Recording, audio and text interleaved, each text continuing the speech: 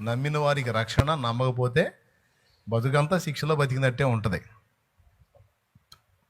ప్రభు మీద అనుకున్నాం అనుకో, నమ్మి ఆయన మీద ఆధారపడి నా తండ్రి ఉన్నాడు, కానీ అబ్బా అవమానం జరిగితే జరగని, ఆయన సెలవు లేకుండా నన్ను అవమానపరచగలిగేవాడేవాడు. కానీ అబ్బా నన్ను చేస్తే చెయ్యని, ఆయన సెలవు లేకుండా నన్ను ముట్టేవాడేవాడు.